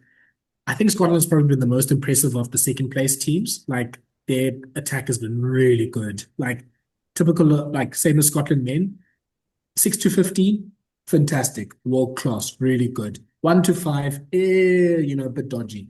So obviously England have the forwards to probably, to dominate the game there. But they don't have. I don't think Hannah Bottom is going to be fit. Ailey Kildane is out as well. So I think for Scotland, if the main thing, and this will probably be what we say about the other teams as well, just have a good start against England. Let's see what they do if they're 14 points down. Because even now, when they were 5 points down against the Wallaroos this weekend, it took them a long time to get themselves into gear. I think that even in the Six Nations, they've been a better second half team than the first half team. I think you sort of try to build an innings, and that Scotland team has a lot of good players that can sort of create something out of nothing. Like Fran McGee has been really good. Evie Gallagher has really been great at eight as well. So I wouldn't say there's a chance. I think still Ireland has the best chance. I wish Scotland was playing France or Canada. I think they'd maybe fancy their chances a bit more. But I think if they can just do a lot of enough backline magic just to put themselves ahead and just to put the pressure now back on England. It's a knockout game. It's at home. you've had the streak of 30 games unbeaten now. What do you do now? That's what Scotland needs to try to do. Out of any team, they need the biggest start here. Yeah, and the thing is, like you said, like England's not at full strength, but for them, they probably think if there's a game not to be at full strength, it's probably this one out of all the quarterfinals they have. Yeah, I really am. But it's England, but that English side is such a well-oiled machine at the moment. You know, now they've got that pack and they've got that maul. They just basically feels like it buys them two or three tries a game and that scrum. So the Yeah. pack is fantastic, and then obviously the backs are just in. They always seem to get so much space. I mean, you can mark Abidal for a try if you want already. Like like I think Kildan is will be a big loss, but I just don't. I don't know if Scotland can be the side to hurt them in. That's the thing, Tala, you mentioned, like, yeah, like they've got the second half starts. You know, there's been times they haven't looked as convincing the England, but the Red Rose, but they've cruised in the second half and found ways. When they turn it on, they still have a gear that I feel like only the Black Ferns can match them in. But it's how do they handle pressure?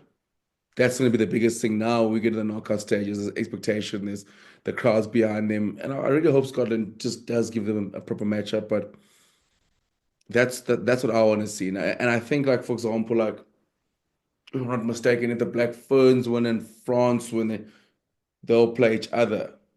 I think no. If the Red Roses and France are due to meet in the semis, like a French side there, for example, they have a pack that can front up to England. So Yeah. that becomes very much interesting when that happens again. Also in a one-off game. So I do want Scotland to obviously throw performance up. I can still see the Black Ferns winning by 30 points, 30, 40 points. Yeah. So yeah, we'll see. I mean, big exciting weekend of Rugby World Cup action. I think, yeah, this is obviously when the games will get a lot tighter. And we've seen like the second, like that sort of the teams just out of the top four, like they can be competitive for a little bit. So we'll see. Yeah, maybe they might be a surprise there. We'll see. We'll have to see about that. So that all happens after your Rugby Championship games. And just because, why not? You can also, Cooks, do you know there was Super Rugby happening this weekend? Who's playing this weekend now? Super Rugby what? Super Rugby Americas. No, Australia. Super Rugby AU is back. So they've Oh, won. wow. I did not know that. So they just do one round robin, and I think they have a final afterwards as well. I mean, it's a bit pointless just playing four games. I'm not sure if this now solves the whole like Australia doesn't play enough professional rugby Uh, games problem That they must be. have. That must be like yeah, four games in a final. I mean, maybe it's a Curry Cup. Remember they had that other they tried to have one a couple of years ago, and then no, maybe that's it. I mean, oh, yeah, the Wallabies are doing well now, so that they can sell anything in the moment. Yeah, we'll just organize Super Rugby in the middle of the year. Yeah, I mean, also on a home front, Curry Cup semi-finals, Lions are hosting Boland and Grecos are hosting the Cheetahs. Obviously, the last weekend of matches happened. Pumas unfortunately weren't able to get through. The Bulls and the Sharks played, and Province played spoiler with their big URC teams. Obviously, for the Lions, this is now sort of the week that they can start bringing in their their URC players. Are they favorites? Do you think that any of the other three teams can stop them? I think all roads lead to Ellis Park, Tala.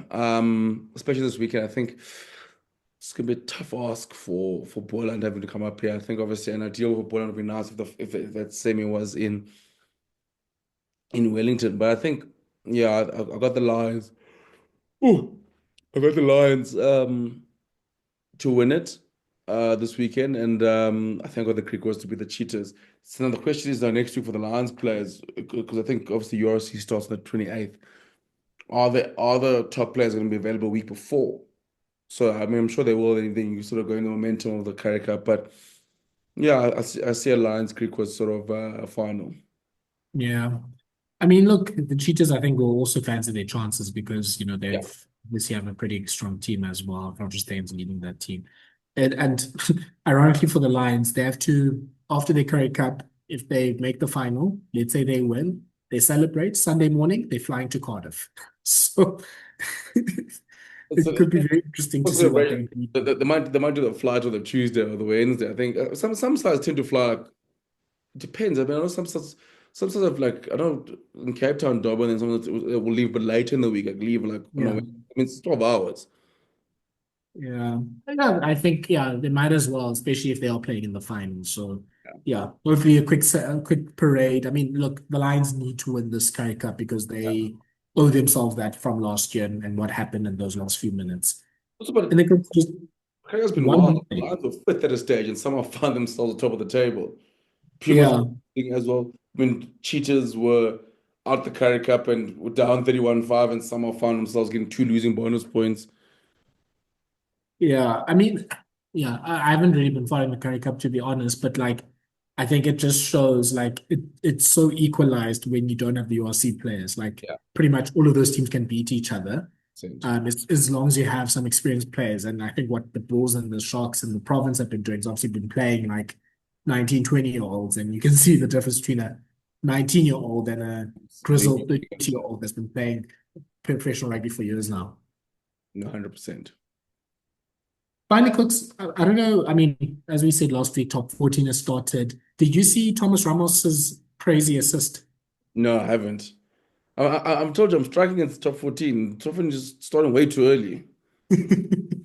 Yeah, I mean, basically the main thing to take from that is um, there were two Dupont things. play? No, Excuse me? Dupont play the weekend. No, he's not back yet, eh? Dupont's not back. No, no, no, no, no.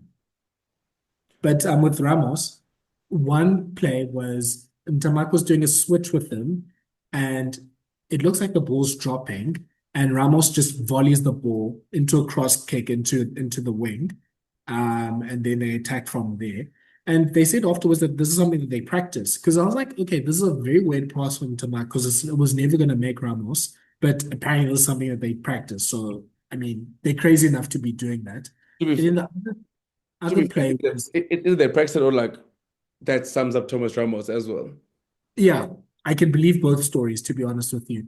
The other play was just they were attacking their advantage. They're in the 22 of Clermont, and Ramos gets the ball and he just decides to do a big bomb cross kick to the wing, and then the wing scores from there. Like, yeah, top 14, big top 14 is back. I watched a bit of the Bordeaux La Rochelle game. Jalibert was doing Jalibert things. Le Garec is looking good in yellow for La Rochelle. Yeah, we're gonna have a really good season in this competition that never ends. Yeah, it starts in as it sneaks up in August and then just like, oh yeah, by the way, we're still playing we're still playing next year in July when someone's trying to take on the French. No, but I'm glad it's back. It's gonna be that crazy period coming up now. I was looking at like the calendar, like it's like rugby is like relentless at the moment because like you sort of go URC's back to finish and then like URC's end of the month, Yet's back. But that's going to be like URC gap for the box in a year tour, then it's almost straight back into it. So it's like it feels like I was saying to my colleagues, like it does feel like you got that post end of season fatigue because you're like, okay, cool, like it's rugby champions coming to end, but actually for us, it's like we're actually just starting since we playing Yeah. in like as since we do URC stuff, because we playing in 64 different time zones and competitions. This is actually maybe the start of our season, but now it's like, oh no, we're just carrying on. Yeah. That's why respectfully to the Curry Cup, like I can't. Like I'll catch the odd highlights. It's too much for me to try and keep up with. I mean, NPC, I barely see anything from that now. I just don't really You know, have the time, honestly. you had like a World Cup in this at the same time, and obviously like Yes. you do like Rugby Championship, and you're going like I'm just not ready to go deal with shark stress again. Like that's the thing. Like it just creeps up on me. I'm just like, oh, in 2 weeks time I'm gonna have Boks stress, and in between all that, I must deal with the sharks. No, Cooks. I think you need to just man. I think like the SAURC teams do, the first few weeks don't really count. Yeah, No. our seasons. Once I see Sekou even playing, I'm like, okay, there we go. We are back. Our season starts in basically February when all the Bok players come back from their rest and everything. But yeah, last thing to mention is Canterbury won the Ranfree Shield from Southland. They pretty much thrashed them. So, the 13. Shield was back there in Canterbury. Yeah, they absolutely destroyed them. 53-13, I think. Yeah. Yeah. I mean, again, big full chunk of rugby to look forward to. Premiership Rugby Cup is also back. Pacific Nations Cup.